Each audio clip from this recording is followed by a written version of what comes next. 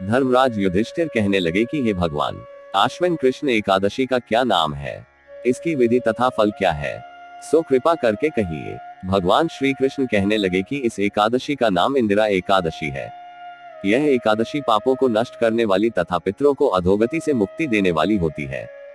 हे राजन, ध्यानपूर्वक इसकी कथा सुनो। इसके सुनने मात्र से ही वायव्य यज्ञ का फल मिलता है। प्राचीन काल में सत्ययुग के समय में महिष्मति नाम की एक नगरी में इंद्रसेन नाम का एक प्रतापी राजा धर्मपूर्वक अपनी प्रजा का पालन करते हुए शासन करता था। वह राजा पुत्र, पौत्र और धन आदि से संपन्न और विष्णु का परम भक्त था। एक दिन जब राजा सुखपूर्वक अपनी सभा में बैठा था तो आकाश मार्ग से महर्षि नारद उतरकर उसकी सभा में आए। राजा उन्हें देखते ही हाथ जोड़कर खड़ा हो गया और विधिपूर्वक आसन व अर्घ्य दिया।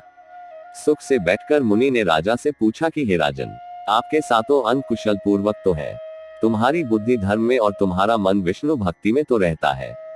देवर्षि नारद की ऐसी बातें सुनकर राजा ने कहा, हे महर्षि, आपकी कृपा से मेरे राज्य में सब कुशल है तथा मेरे यहाँ यज्ञ कर्मादि सुकृत हो रहे हैं। आप कृपा करके अपने आगमन का कारण कहिए। तब ऋषि कहने लगे कि हे राजन, आप आश्चर्य देने वाले मेरे वचनों को सुनो। मैं एक समय ब्रह्मलोक से यमलोक को गया। वहां श्रद्धापूर्वक यमराज से पूजित होकर मैंने धर्मशील और सत्यवान धर्मराज की प्रशंसा की। उसी यमराज की सभा में महान ज्ञानी और धर्मात्मा तुम्हारे पिता को एकादशी का व्रत भंग होने के कारण देखा। उन्होंने संदेशा दिया, सो मैं तुम्हें कहता हूँ।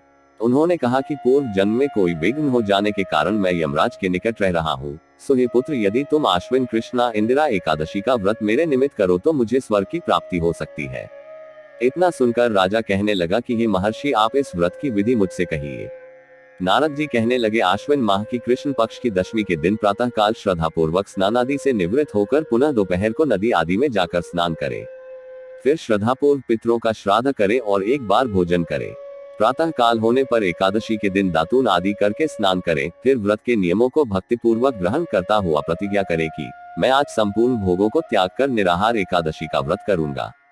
हे अच्युत, हे पुंडरीकाक्ष, मैं आपकी शरण हूँ, आप मेरी रक्षा कीजिए। इस प्रकार नियम पूर्वक शालिग्राम की मूर्ति के आगे विधि पूर्वक श्राद्ध करके योग्य ब्राह्मणों को फलाहार का भोजन कराए और दक्षिणा दे।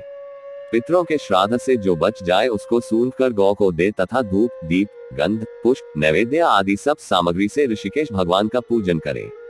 रात में भगवान के निकट जागरण करे। इसके पश्चात द्वादशी के दिन प्रातः काल होने पर भगवान का पूजन करके ब्राह्मणों को भोजन कराए। भाई बंधुओं, स्त्री और पुत्र सहित आप भी मौन होकर भोजन करें। नारद जी कहने लगे कि हे राजन, इस विधि से यदि तुम आलस्य रहित होकर इस एकादशी का व्रत करोगे तो तुम्हारे पिता अवश्य ही स्वर्गलोक हो जाएंगे। इतना कहकर नारद जी अंतर्ध्यान हो गए। नारद जी के कथनानुसार राजा द्वारा अपने बांधवों तथा दासों सहित व्रत करने से आकाश से पुष्पवर्षा हुई और उस राजा का पिता गरुड़ पर चढ़कर विष्णुलोक हो गया। राजा इंद्रसेन भी एकादशी के व्रत के प्रभाव से निष्कंटक राज्य करके अंत में अपने पुत्र को सिंहासन पर बैठाकर स्वर्गलोक को गया। हे युधिष्ठिर, यह इंदिरा एकादशी के व्रत का महात्म्य मैंने तुमसे कहा। इसके पढ़ने और सुनने से मनुष्य सब पापों से छूट जाते हैं और सब प्रकार के भोगों को भोगकर वैकुंठ को प्राप्त होते हैं। अगर कहानी अच्छी लगी हो तो लाइक और शेयर करें और ऐसी ही रोचक कहानियों का रसपान करने के लिए हरि कथामृत चैनल को सब्सक्राइब करना न भूलें और हमसे जुड़े रहें।